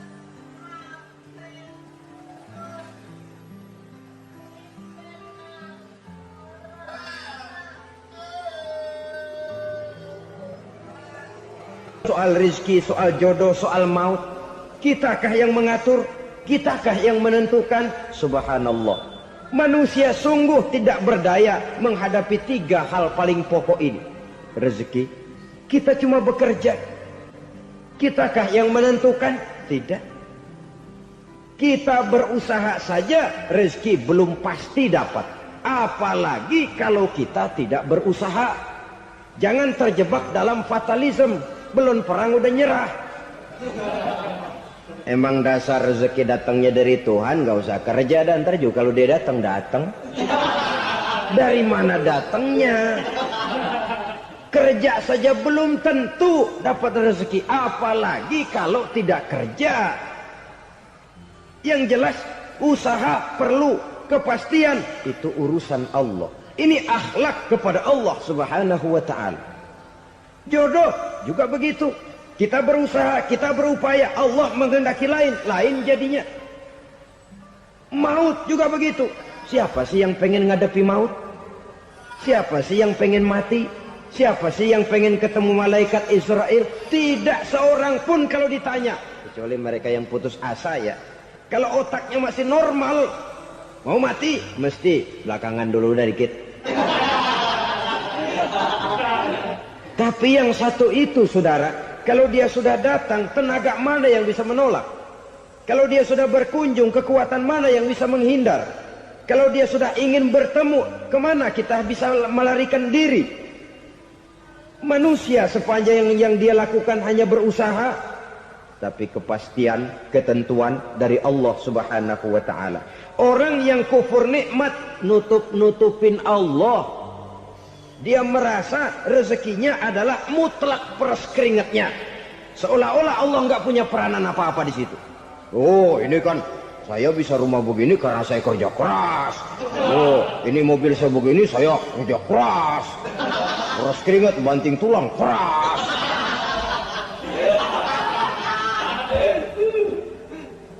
Saudara-saudara kaum muslimin rahimahkumullah. Jadi menutupi Allah. Akibatnya nanti kalau dia berhasil, Allah ketutupan. Kalau dia gagal, orang lain dicaci maki, dicari kambing hitam. Nah, kambing hitam kan mahal. Karena orang sering cari-cari kambing hitam. Jarang orang mau jujur kalau bertemu kesulitan lalu mencari sebab pada dirinya sendiri. Yang paling enak ya nyalain orang. Lo begitu. Orang lain yang paling enak kita salahin. Au ya'malu fi mukhalafatil mun'im, atau dia melakukan sesuatu yang tidak sesuai dengan kehendak yang memberikannya nikmat. Diberikan kita tangan, mulut sih nggak berhenti, terima kasih Tuhan, alhamdulillah saya dikasih tangan. Cuma nih tangan enteng mat nabokin orang mulu. Itu sudah mukhalafatul mun'im, bertentangan dengan kehendak yang memberikan nikmat. Diberikan harta, mulutnya mah basah, terima kasih Tuhan, alhamdulillah dikasih harta. Tapi pelitnya minta ampun, kikir, koret, medit. Ini juga termasuk kufur nikmat, mempergunakan suatu nikmat bertentangan dengan kehendak daripada yang memberikan nikmat itu sendiri. Saudara-saudara kaum muslimin rahimakumullah. Oleh karenanya kufur iman memang lebih bahaya daripada kufur nikmat. Tapi jangan lupa, kufur nikmat bisa menyeret orang kepada kufur iman. Nah kalau Allah udah dialingin, Tuhan sudah dinomor duain, lama-lama kenapa dia tidak mendewakan dirinya sendiri? Mendewakan pangkatnya, mendewa-dewakan otaknya, mendewa-dewakan kemampuannya. Pada awalnya dia memang cuma kufur nikmat, tapi lambat laun kalau ini tidak diobati, secara pasti orang akan mengarah kepada kufur iman. Bisa berbentuk syirik, bisa berbentuk nifak, bisa berbentuk riddah. Saudara-saudara, oleh karena itu menjaga akhlak kepada Allah mutlak penting. Sebab apa? Kita tidak berakhlak kepada manusia saja, kita dikucilkan dari pergaulan. Kalau kita tidak berakhlak kepada Allah, dikucilkan oleh Allah.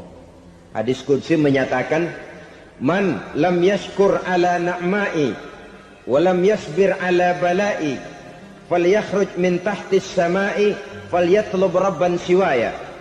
Kata Allah, siapa orang yang tidak mau bersyukur terhadap nikmat yang aku berikan kepadanya dan tidak mau sabar terhadap ujian yang aku berikan kepadanya, falyakhruj min tahtis sama'i, persilahkan saja keluar dari kolong langitku.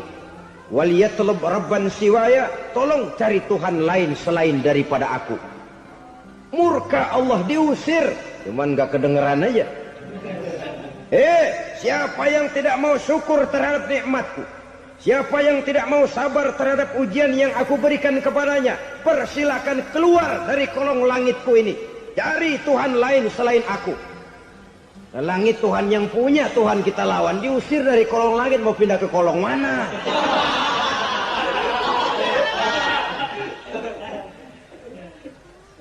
Jadi jangan merasa, kufur nikmat kan enteng. Iya, kelihatannya begitu. Tidak sebahaya kufur iman. Tapi kufur nikmat ini merupakan anak tangga. Yang kalau kita sudah mulai naik, kita akan naik terus. Sampai kepada tingkat di mana kita mengalami kufur iman. Kalau sudah ke sana, maka akhlak kita kepada Allah terkenalah erosi, terkena polusi, hancur akhlak kepada Allah. Dan itulah sumber kesengsaraan abadi. Kalau cuma kita tidak berakhlak kepada manusia, barangkali resikonya cuma kehidupan di dunia ini. Mungkin juga ada kehidupan akhirat. Tapi kalau sudah tidak berakhlak kepada Allah, dunia akhirat kita rugi dan celaka. Maka pada kesempatan ini saya mengajak, marilah jaga baik-baik akhlak kita kepada Allah. Satu kali kita bertauhid, sampai mati kita bertauhid.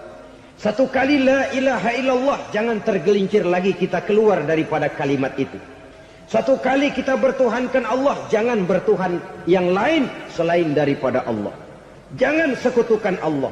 Jangan samakan Allah dengan sesuatu. Jangan mengangkat yang lain sama agungnya dengan Allah. Sebab dengan demikian kita seolah-olah sudah mengotori akhlak kita kepada Allah Subhanahu wa ta'ala. Saudara hadirin yang saya hormati, jadi oleh karenanya akhlak kita kepada Allah merupakan basis daripada kehidupan beragama. Kalau itu sudah mulai rapuh, mulai terkena erosi dan polusi, mulai rusak, dikhawatirkan nanti nilai ibadah kita kepada Allah juga akan turut ambruk karenanya. Saudara-saudara kaum muslimin rahimakumullah. Tugas yang kedua, memperbaiki akhlak manusia kepada sesama manusia. Kita tahu Islam sesuai dengan namanya adalah agama damai. Maka akhlak manusia kepada sesama manusia menempati porsi yang penting dalam kehidupan beragama. Bagaimana seorang muslim bergaul, bertata krama terhadap sesama manusia. Mari kita lihat lebih jauh persoalannya. Untuk memudahkan pembicaraan dari kacamata agama, kita kelompokkan saja manusia itu dalam dua. Pertama yang seiman dan yang kedua yang tidak seiman. Yang tidak seiman itu kita sebut saja kufur atau kafir. Nah, kepada yang kafir pun kita diajarkan untuk berakhlak. Apalagi kepada yang memang nyata-nyata seiman, sekeyakinan, seakidah. Kemanapun Islam datang, ke negara manapun ia masuk, ia tidak menaburkan kerusakan. Jadi tidak benar kalau orang pernah itu menggambarkan, saking sentimennya seorang orientalis pernah menggambarkan Nabi Muhammad di tangan kirinya Quran, di tangan kanannya pedang. Menggambarkan seolah-olah Islam dikembangkan dengan kekerasan. Sebenarnya tidak sama sekali. Kalaupun dalam sejarah perkembangan Islam pernah terjadi perang, maka perang dalam Islam sesungguhnya apabila kita amati sejarahnya bukan untuk memaksakan agama.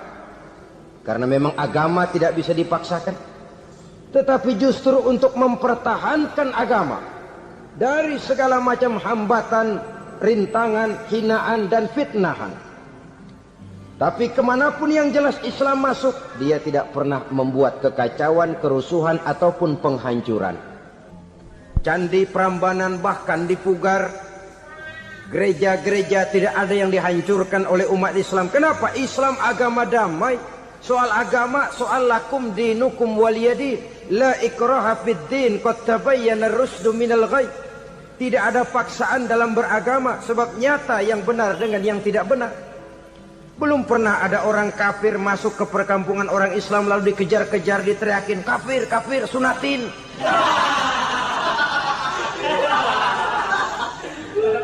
Belum pernah. Kenapa? Islam menghormati orang lain agama. Nah, yang kafir ini macam-macam saudara. Ada kafir harbi. Nah, ini kafir kerok. Ini kafir yang nyata-nyata memproklamirkan permusuhan kepada umat Islam, nyata-nyata mengganggu ketenangan umat Islam. Kafir yang seperti ini yang boleh diperangi. Misalnya kita mau sembahyang Jumat dijagain, nggak boleh sembahyang Jumat, getok palanya. Kafir harbi artinya tantangan perang datang dari mereka, bukan kita yang mulai, mereka yang buka front. Prinsipnya umat Islam tidak boleh mencari-cari musuh, tapi pun tidak boleh lari kalau ketemu musuh. Musuh jangan dicari, ketemu jangan lari.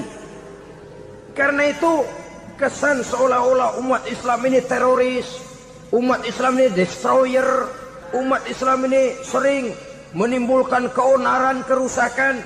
Sungguh satu fitnahan yang sangat keji. Umat Islam adalah umat yang cinta damai. Islam di masa perkembangannya masuki Eropa melalui Selat Gibraltar, Jabal Tariq, memasuki Spanyol. Islam tidak pernah meruntuhkan gereja. Islam tidak pernah membunuh orang-orang Nasrani. Bahkan Islam mewariskan peradaban dan kebudayaan yang begitu tinggi nilainya di bidang ilmu pengetahuan. Sampai ketika itu Barat banyak mengkaji ilmu pengetahuan dari dunia Islam. Buku-buku berbahasa Arab diterjemahkan ke bahasa Yunani, dipelajari oleh para cendekiawan di negeri Barat sana. Mereka mengambil manfaat yang banyak dari masuknya Islam ke Eropa. Sementara gereja tetap berdiri dengan megahnya. Kuil-kuil tempat peribadatan tidak satupun yang diusik-usik. Kenapa? Islam agama yang cinta damai. Asal dia tidak diganggu, asal kehormatannya tidak dihinakan. Jadi kafir harbi, kafir yang nyata-nyata nantang perang, ngajak berkelahi. Itu kafir yang nyari penyakit. Kafir harbi ini boleh diperangi dengan catatan mereka yang memang mulai. Yang kedua kafir zimmi. Kafir zimmi, kafir yang hidup di tengah mayoritas muslim, tapi mereka mau hidup dengan aman, damai, tenang. Mereka wajib dilindungi. Bahkan Nabi pernah memberikan satu jaminan, man aza zimmiyan faqad azani. Siapa yang mengganggu orang kafir zimmi sama saja dengan mengganggu saya. Kehormatannya dijaga, harta bendanya dilindungi, anak istrinya pun dilindungi. Dan ini jadi kenyataan. Saudara bisa lihat di negara-negara yang mayoritas penduduknya beragama Islam, orang-orang kafir di luar Islam hidup dengan tenang, aman, damai. Di Saudi Arabia, di luar tanah haram, di luar Mekah dan Madinah, banyak orang-orang kafir mencari nafkah. Mereka tenang, aman, dilindungi undang-undang. Begitu di Mesir, begitu di negara Indonesia yang berdasarkan Pancasila ini. Kehidupan beragama menimbulkan gairah, rukun, tenang, aman, damai, sepanjang tidak saling ganggu, tidak saling usik, menghargai orang yang sudah beragama, tidak menjadikan penganut suatu agama sebagai sasaran dari dakwah agama lainnya. Saudara-saudara kaum muslimin rahimakumullah. Jadi memang oleh Al-Quran kita dianjurkan asyidda 'alal kuffar ruhama bainahum. Tegas kepada orang kafir, kasih sayang kepada sesama muslim. Tapi tegas bukanlah berarti marah-marahan, bukan berarti musuh-musuhan, bukan ngajaki perang. Tegas dalam arti punya garis tentang kehidupan beragama, lakum dinukum waliyadin. Soal kehidupan sosial, mari kerjasama. Bangun jalan, ayo rame-rame. Siskamling, mari bebarengan. Bikin puskesmas, mari sama-sama. Tapi kalau sudah soal agama, itu tidak perlu ada toleransi agama. Yang perlu toleransi antar umat beragama. Kalau umatnya mau kerjasama silakan, tapi tidak menyangkut soal ibadah. Jangan kerjasama di bidang ibadah. Itu kerjasama yang salah pasang, saudara-saudara. Sehingga dengan demikian toleransi adalah menyangkut kehidupan antar umat beragama. Sedangkan agama sendiri punya kapling yang nyata. Sehingga dengan demikian tegas kepada orang kafir dalam arti kita punya satu kepribadian tidak ngambang. Enggak, lalu kalau ditanya orang, sebenarnya agama lu apa sih? Ah, gua mah gimana musimnya aja. Agama pakai musim kayak rambutan. Akhirnya ya begitu, musim-musiman. Ke masjid kelihatan, ke gereja hayo, ke candi nongol, ke apa? Bingung malaikat bagaimana nyatetnya nih bocah ini. Di mana aja ada. Kita punya satu kepribadian. Saya Muslim dan garis saya ini, lakum dinukum waliyadi. Bagi Tuhan persilakan agama Tuhan, bagi kami agama kami. Kami hormati Tuhan, Tuhan hormat kepada kami. Tapi soal agama, kaplingnya jelas. Kerjasama, mari urusan muamalah, bidang sosial. Yuk kita sistemling sama-sama dengan orang lain agama. Mari jaga kerukunan, kesatuan, persatuan, kekompakan. Perbaiki jalan yang rusak, mari sama-sama. Mendandani jembatan yang runtuh, mari sama-sama. Tapi sembahyang, kaplingnya lain-lain. Sebab Nabi juga dulu pernah ditawarkan begitu loh sama kafir jahiliyah dulu, Quraisy itu. Sudah Muhammad, sekarang begini saja, kita join aja daripada marah-marahan. Hari ini saya oke, menyembah Tuhanmu Allah. Besok gantian kamu menyembah Tuhan kita, Latta, Uzza, Manat dan Hubal.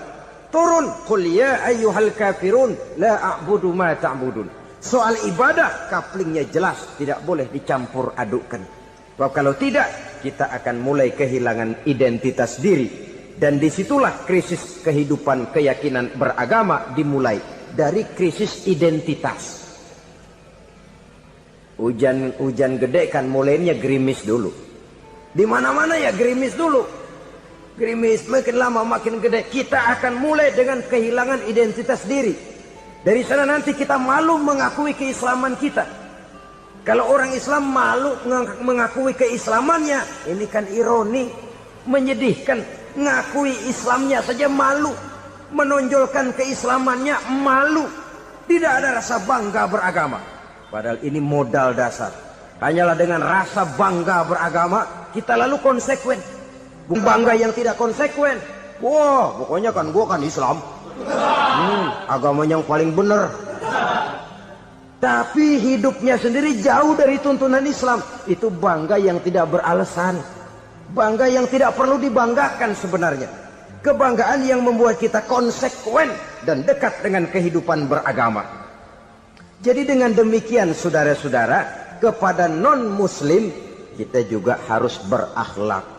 Bukankah ini sudah dicontohkan oleh Rasul? Bagaimana beliau disambiti orang di Taif, yang menyambiti malah didoakan.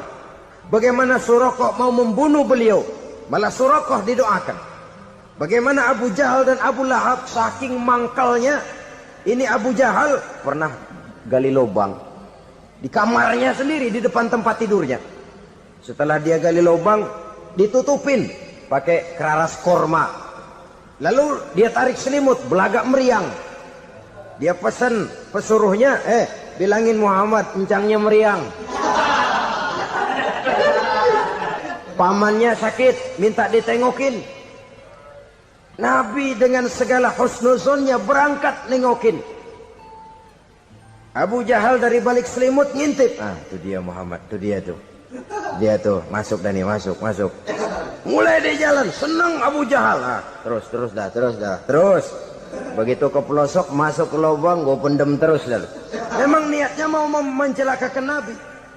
Sudah tinggal beberapa langkah lagi Nabi akan berjalan ke arah lubang itu. Malaikat Jibril ngasih tahu, Muhammad, Abu Jahal pamanmu cuma pura-pura sakit. Di depan tempat tidur itu ada lubang sudah dia gali untuk menjerumuskan kamu. Sudah balik pulang. Balik badan Nabi. Sudah hampir mau melangkah, kakinya malah muter pulang. Abu Jahal yang ngelihat Nabi sudah hampir jatuh nggak jadi, balik pulang. Lupa kalau lagi sakit. Udah Muhammad buruan sini. Ke pintu dia kejar, dia lupa sama lubang yang dia gali. Begitu dia kejar, dia yang ke pelosok masuk ke dalamnya. Sejak saat itu ada pepatah, man hafara hufratan waqa'a fiha. Siapa yang suka nggali lubang, dia sendiri bakal terpelosok ke dalamnya. Jatuh dia ke lubang yang dia gali. Padahal ya paling banter 2 atau 3 meter paling dalam. Dari dalam lubang itu dia teriak-teriak, Muhammad, Muhammad, tolongin, pamanmu kecebur. Kasih tahu Muhammad, kasih tahu. Kasih tahu, datang lagi lah pesuruhnya. Muhammad, pamanmu Abu Jahal kecebur, minta tolong diangkatin. Sudah diulur tambang, habis sambung lagi, nggak bisa sampai. Masa iya, cuma kamu yang bisa nolong. Apa yang dilakukan Nabi? Balik mau nolongin. Akhlak. Kita kalau ada orang gali lubang buat nyeburin kita, dia sendiri yang kecebur. Guru gua kagak lemin loh. Mati sekalian dah. Nabi mah enggak, balik nolongin tuh Abu Jahal. Kenapa paman kecebur? Iya Muhammad, tolong, tambang udah diulur-ulur, sambung-sambung nggak sampai. Aduh kasihan paman, nih pegang tangan saya. Nabi cuma ulurin tangan, nyampe dipegang oleh Abu Jahal. Diangkat ke atas, nyampe atas, apa kata Abu Jahal? Tambang bergulung-gulung nggak nyampe, kamu cuma pakai tangan doang kok bisa Muhammad, hebat banget sihirmu. Mukjizat dia bilang sihir, udah ditolongin nyela lagi, kan yang enak kita injak palanya. Orang dulu bilang wah katanya nolongin anjing kejepit, udah selesai ditolongin malah yang nolong digigit. Saudara hadirin yang saya hormati, kepada orang-orang kafir kita harus berakhlak, menghormati mereka, tidak memaksakan satu keyakinan dalam batas-batas yang ditolerir oleh agama, yaitu pada masalah-masalah sosial dan muamalah. Itu kepada non-muslim. Alhamdulillahirrabbilalamin. Itulah tadi kajian yang sangat luar biasa yang sudah disampaikan oleh guru kita almarhum Kiai Haji Zainuddin MZ. Tentunya banyak sekali ilmu, hikmah, dan manfaat yang bisa kita petik dan kita jadikan pelajaran dalam kehidupan kita sehari-hari. Sahabat beriman yang dimuliakan Allah, mari kita doakan guru kita, semoga beliau diampuni segala dosa-dosanya dan dilapangkan kuburnya. Amin, amin, ya Rabbal Alamin. Dan buat sahabat semua yang sudah setia menonton kajian ini sampai selesai, saya ucapkan terima kasih banyak. Semoga Allah Subhanahu wa Ta'ala senantiasa selalu melimpahkan rahmat dan karunia-Nya kepada sahabat semua. Selalu diberikan kesehatan, dimudahkan segala urusannya, dan dilancarkan rezekinya. Amin, amin, ya Rabbal Alamin. Sahabat beriman yang dimuliakan Allah, demikian yang dapat saya bagikan. Kurang lebihnya mohon maaf. Sampai bertemu lagi di kajian-kajian berikutnya. Wabillahi taufik wal hidayah, waridha wal inayah. Wassalamualaikum warahmatullahi wabarakatuh. Setelah kita mendengarkan bersama kajian yang sangat luar biasa yang disampaikan oleh guru kita Al-Maghfurullah Kiai Haji Zainuddin MZ, sekarang mari kita lanjutkan aktivitas kita masing-masing. Semoga sahabat semua selalu diberikan kesehatan, dimudahkan segala urusannya, dan dilancarkan rezekinya. Amin ya Rabbal Alamin. Sampai bertemu lagi di kajian berikutnya. Wabillahi taufik wal hidayah, waridha wal inayah. Wassalamualaikum warahmatullahi wabarakatuh.